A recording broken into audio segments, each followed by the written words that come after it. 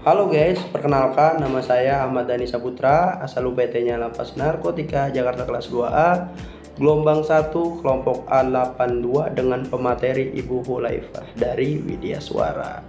Di sini saya ingin memberitahu kalian apa aja sih yang saya dapat dari materi agenda 2 tentang isu kontemporer dan konflik kepentingan. Jadi teman-teman, ternyata konflik kepentingan ini saya baru tahu nih, dibagi jadi dua, yaitu konflik kepentingan aktual dan konflik kepentingan potensial. Itu bahasa kerennya ya.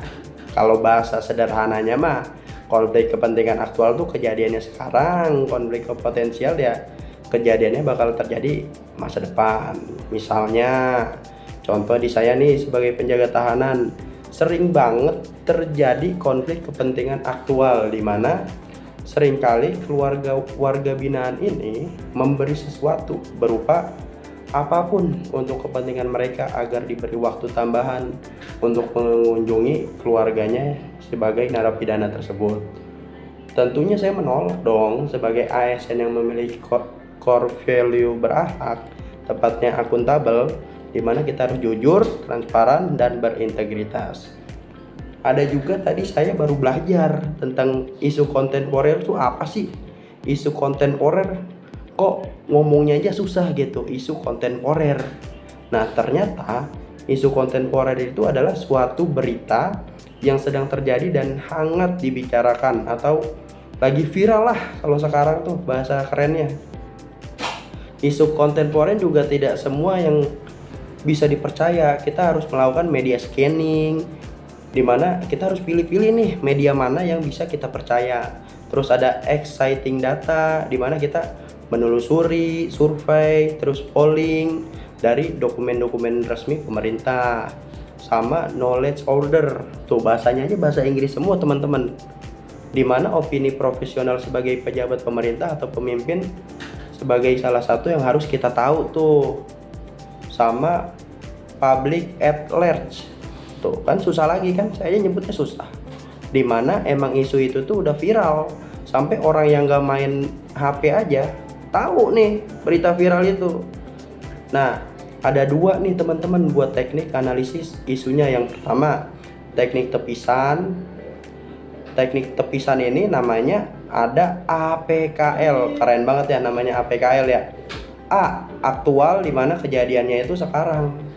Terus P, problematik, dimana isu itu bisa jadi masalah buat umum nih atau negara, baik secara langsung atau tidak langsung. Terus K nih, kekalayakan, dimana ini masalah nih nyangkut banyak banget orang.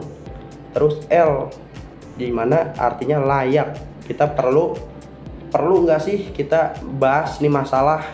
Nah, terus ada juga teknik analisis isu teman-teman. Yang pertama, fishbone, tuh keren banget ya namanya fishbone, tulang ikan ya, dimana kita melakukan pendekatan terstruktur yang memungkinkan dilakukan suatu analisis lebih terperinci dalam menemukan suatu masalah. Lalu kita melakukan tapisan USG ya teman-teman, bukan USG janin ya, ingat ini USG yang artinya urgensi, seriousness, dan growth.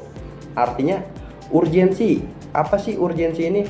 Dimana ini kejadian mendesak banget nih buat dibahas.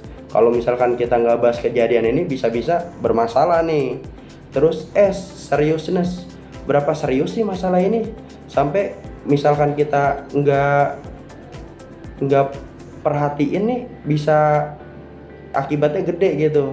Terus growth, dimana seberapa besar masalah yang bisa tumbuh atau berkembang dari isu tersebut. Begitu guys ya kira-kira. Makanya misalkan kita nih ya sebagai masyarakat umum, terutama saya sebagai penjaga tahanan dan ASN, kita harus lebih baik lagi nih dalam menghadapi berita-berita viral. Jangan sampai kena hoax ya teman-teman ya. Gitu aja sih. Terima kasih sudah menonton. Jangan lupa like, subscribe, dan juga follow.